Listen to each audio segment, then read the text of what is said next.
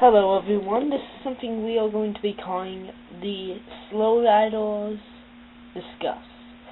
Now, I'm alone right now. I came with this though. I'm alone right now, but eventually, me and my friend Colin, we used to review movies together, but now I have Order Review Monthly and that. We're going to discuss movie stuff and movie news. And today I think I'm going to start, but right now I'm by myself, first of all. But today I think I'm going to start it with memorable heroes. Not as much villains. Maybe another time when I have Colin with me. Now, not just superheroes, heroes can be in any movie. They can even be in a movie where it isn't as much of a villain, where they kind of have to overcome an obstacle. Like, I'm trying to think of one. None can come to my mind. Man, I'm really sad to make that reference. But then again, I do not cut anything out of my videos. These are the backbone, rough cuts, so I'm trying to think of like Hugo, for example. I just looked up that Hugo really didn't have a villain. He just had to overcome the obstacle of finding his father. About his father, I'm sorry, but for saying finding his father. And, like anyone, a little more, like, there were going to be a lot of heroes this summer.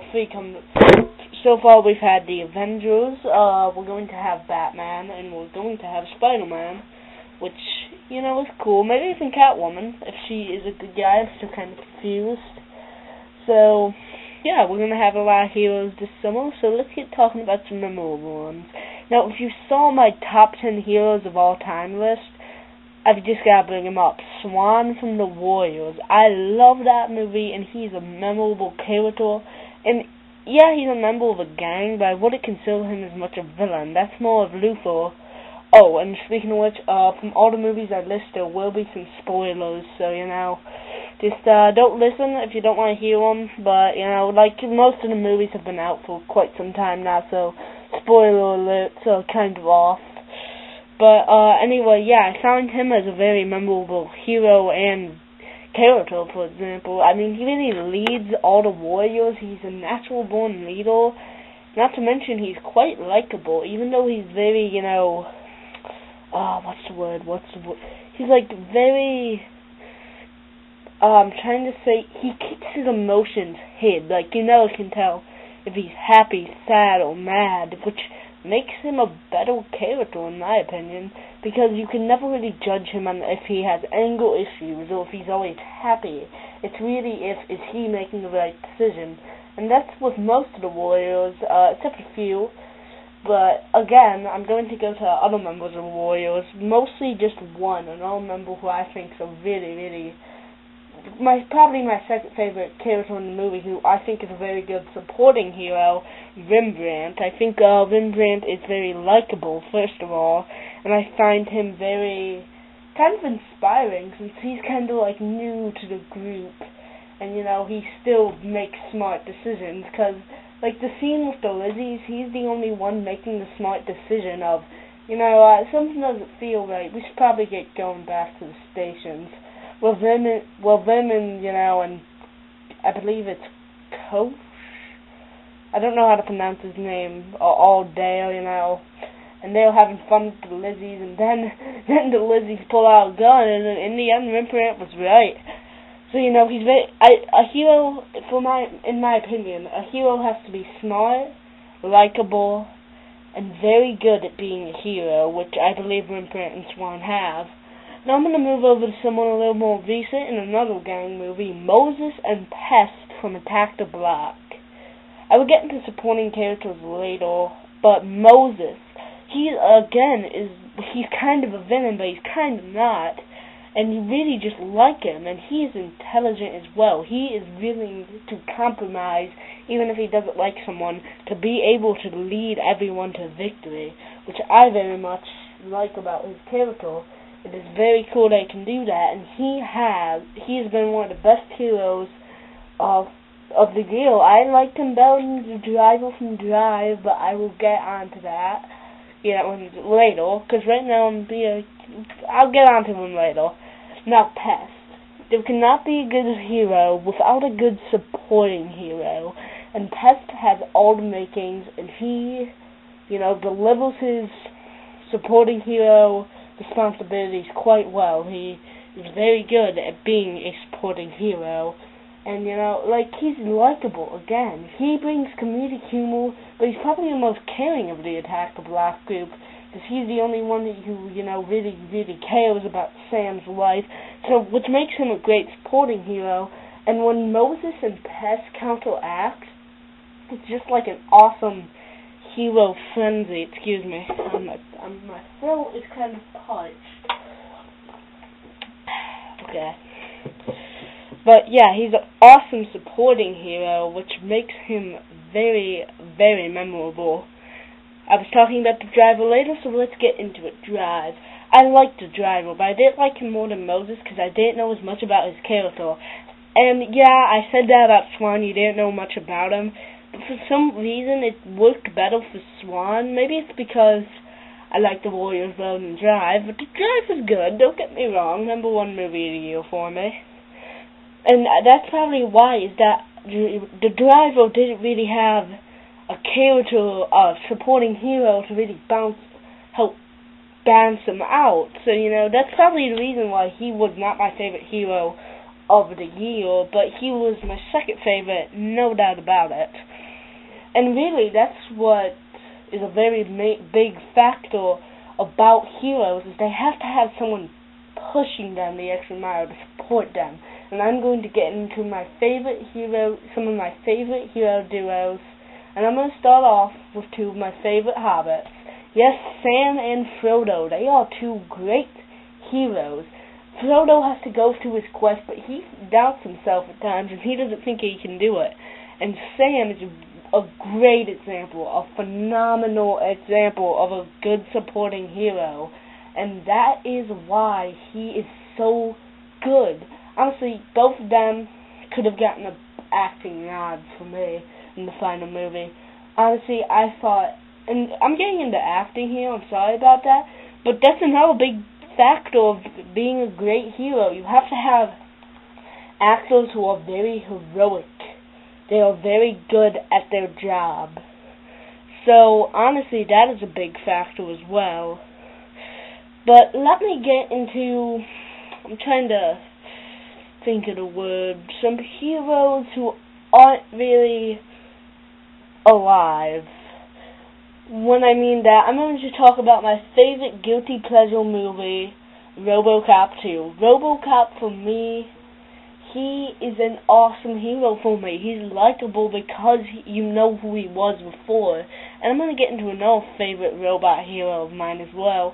But usually he is likable just because he got really badly hurt, and now he has to do what got him hurt in the first place, being a cop. But now he can take vengeance for anyone, and I don't know, I just really like him. And not to mention, one of my favorite lines of movie history is at the end of RoboCop 2, where he's like screwing this bolt in his head, and he's like, "It's okay, I can't remember her name, we're only human." And I don't know, I just felt that was a perfect way to end the movie, and I felt like he was a memorable character, and that is why he was on that list, and he was awesome. Time for my other hero who's not exactly alive, who's not exactly human, I've got three. He is Terminator 2, he is the Terminator, the T-900, I believe. I can't remember, I'm sorry. But he is very memorable too. Not to mention, he delivered some of the most memorable lines in movie history that are just perfect for the moment, and it is just awesome. I love the lines, and I loved T2. And when he's defending John Connor as a kid, you feel like, yeah, this is his mission, but you feel like he's trying to actually care. And even though he's a robot, he kind of does have emotion, just like RoboCop. and that is what makes those two robotic heroes so awesome and memorable. Now my third. I'm surprised these aren't here, but wait. 4. I'm sorry. I've got 4. I keep remembering heroes who aren't exactly human. But at number 3 for my heroes who aren't exactly human, it's Gizmo from Gremlins. I don't know why, but this guy is furry, he is likable, and he kills some gremlins. He does kill only a few, but I consider him a hero for being the only gremlin who resists temptations. Again, going back to the hero thing.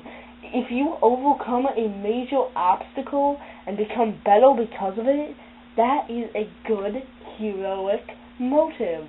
It makes it very good. It makes you kind of inspired that you can go over an obstacle no matter how hard it seems. And him resisting temptation to become one of those green monsters, that is something that would be hard. Temptation couldn't be destructive. You saw in Gremlins.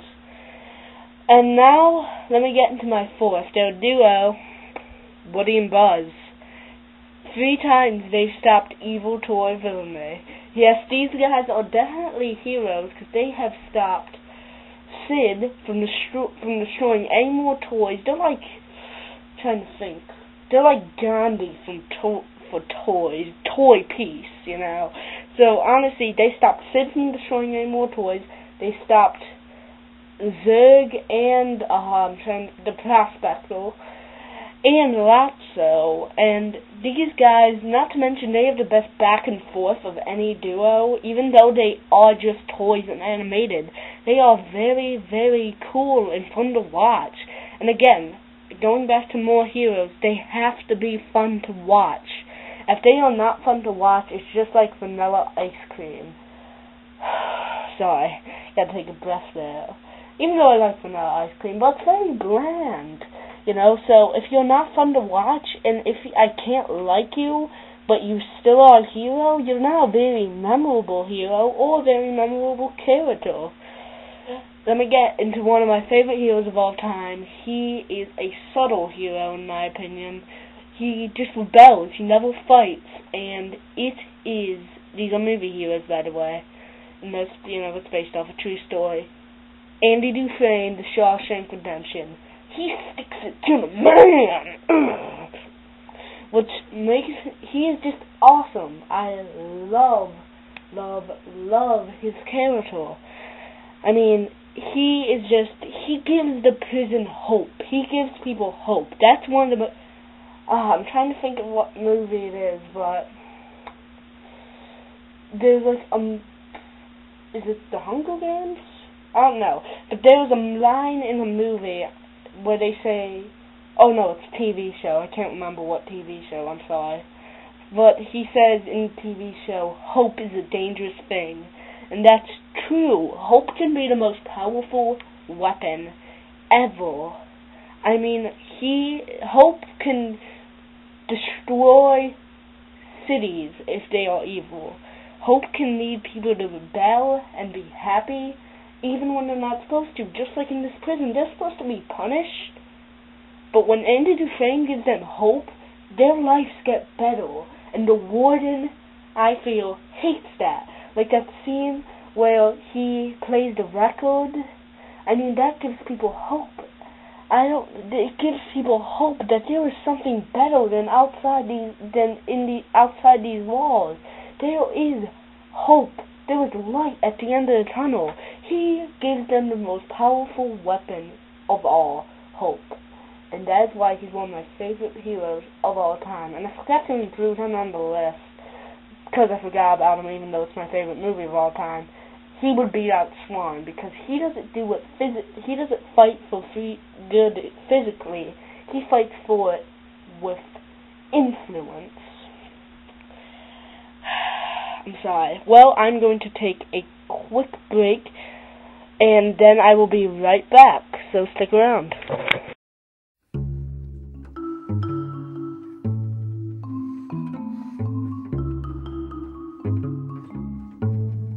I'm back and ready to talk more heroes for you. Now, I'm going to get into actual superheroes right after I talk about one person who really had to overcome that challenge of making two people fall in love. I'm talking about Marty McFly from Back to the Future. He has to do a hard challenge, make two people fall in love before he dies. I mean, and then he has to go back to the future. So he just has a hard obstacle to overcome. But the reason he's such a memorable character, not to mention being awesome, he overcomes the obstacle. He is an inspiration. Well, I'm not going to say that. He's not an inspiration, but if he was a real person, it would be inspiring to us. He had to overcome such a huge obstacle, and it was a life or death battle, and that is hard. I mean, it's not like Hugo, where it's not a life or death battle. Shawshank Redemption, I don't think he'd be put on death sentence for doing, giving people hope, but this was life or death. He didn't do it, he dies. If he did, not to mention, he would be responsible for 3 deaths. So he really had to overcome an obstacle, and that's what I've been saying this whole time. Overcoming an obstacle is what makes people a good hero, giving hope, anything. So, and he had to do it 3 times. He had to overcome 3 obstacles. Not all of them were life and death, but they were pretty important. So I just had to get him out here there. I just had to. I couldn't have stopped without getting him out there. So let's get to some superhero talk. The people who are actually superheroes. I'm going to start off with the Avengers. Spoiler, okay? There are going to be spoilers from the Avengers here. The Avengers, they had to overcome Loki. They had to save the world, a huge obstacle. Did they do it? Yes, but that's what makes them a good hero, is that no matter how hard it seems, the heroes usually overcome the obstacle. I'll explain that when I get to my Batman section. They usually do it because they have the drive, they have the push. There's always someone pushing them. The Avengers, supporting hero, Agent Coulson. He was their push. When they saw those bright trading cards, they were just like, we gotta work together, okay? We may have differences, but it is real now. He was their push. Again, I'm going to get more supporting heroes as they come along. Supporting heroes are just as important as heroes. If there are no supporting heroes, there would be no heroes. I believe there's a line in a movie called Sky High. I know I can quote this movie. It's a little sad, but it's a good movie. Don't hate it. I like Kurt Russell. He says if there were no sidekicks, there would be no heroes. And that is so true. It's so true for every hero, for every movie hero at least. If there were no support, would they have the drive to win? Would they have the drive to do good? And now to talk about someone who really had some drive. Batman. Batman had the most drive out of almost any superhero I can think of. He had his parents killed, which made him want to fight back the injustice that killed his parents. And he had the fact that that's kind of, I can't think of it. I don't know why I was going into that. I must have thought something. But yeah, he had the fact that his parents died, and that was the ultimate push. Now he is fighting off good. He is keeping the streets safe. I mean, he has had to go through a lot of stuff ever since Adam was Batman, but this is a Batman discussion.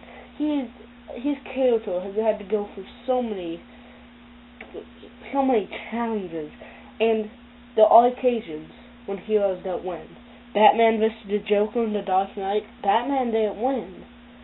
Because, I'll explain why, is that Joker still did what he said he would. He said he would take down power. He took down Harvey Dent. He made him bad. He made him evil. So sometimes, even though a hero is pushed, he will lose, and that will happen. So, like, if you see a hero movie and you're just like, oh, the heroes always have to win. Not true. Dark Knight Rises is not out yet. Dark Knight is an example. But then again, he did do something. He proved the Joker that, you know that scene in the boat? He proved that people were not as corrupt as him, even prisoners. I mean, he proved that people do care, that not everyone's as cynical as you, and that's hopeful. That gives hope. Again, hope is the most powerful weapon, and hope can be infected by influence. And by influence, I'm going to talk about Wizards. The movie Wizards is all about how influence is a very powerful weapon. But this is a superhero. I'll get back to that later if I have the time. We'll run out. But how influence can affect good. Like, in Wizards, influence tries to destroy good. But then again, good has influence itself. If influence is another powerful weapon for heroes and villains, which is, again, it's just like hope, you know, if we don't really notice it as much, but it is a weapon inside of itself. I just wanted to get that out there. It was itching at me during this whole talk, so I'm going to go back to superhero news before we have to leave. Iron Man, the same thing. His father died, and he saw what was happening in that cave, and he realized, wow, we are all blind. And we are all blind to, like, even in our world, in our actual world, there is evil, and we don't really think about it as much unless we're watching the news or reading the newspaper or on the internet. We really don't think about it, but we are kind of blind to the evil outside. And I don't know, Iron Man really inspired me because if a rich man could do this, if a man who was like, I don't know what the word is, but if a man who was selfish, could go and be a hero, then why can't we all be heroes? I mean, heroes, we don't have to go fight crime, but we could all make the world a better place somehow, recycling and all that. So I'm going to wrap it up real quick with two more heroes I would like to mention. I'd like to mention Captain America and Scott Pilgrim. Captain America, first of all, he fought because he knew it was the right thing to do. And I honestly think that the conscience is a powerful weapon as well for heroes. If you do not have the motivation to do good, then you are not a hero. You are someone who, like everyone I've talked about, has had the motivation to do good. Andy Dufresne, he just wanted to make his place better. He wanted to make his place better. Batman, his parents died. Marty McFly, not dying. Motivation to do good there anyway. And Captain America, it shows how, I kind of got a metaphor out of it, is that he was so scrawny, you see, and he became a huge hero. And it's kind of having the emotional motivation more than being strong. Like, just man, we're coming up to Scott Pilgrim. We're going to finish this off. All these characters have been memorable, and Scott Pilgrim is not an exception to great heroes, especially over the last decade. He fought for one thing, and love. He fought for love. And, you know, Scott, I've seen people fight for love, but I really can't think of any, maybe, off the top of my head. I know I've seen it. Oh, Casablanca, but, well, yeah, he kind of fought for love. Let's just stick with Scott Pilgrim. We only got 2 minutes left. Scott Pilgrim, he fought for love, and he fought to defend the person he was in love with. And that just made him a good person, and you can really appreciate his character for that, making him memorable for fighting 7 people who could destroy him. But no, he didn't give up, and he had the motivation. Heroes. Okay, let me wrap this up. Heroes are judged by a few things. Their motivation. I'm trying to think of it. We're running out of time. And they're wanting to do good. I can't think of it. I don't know, I'm tired. So, they're wanting to do good. And, honestly, they're friends, the people who support them. So pretty much, I was talking about memorable heroes and what makes a hero. And there will be more of these coming, but right now I've got to get this up because I am running out of film. So, this is slowrider 1978. I hope you enjoyed.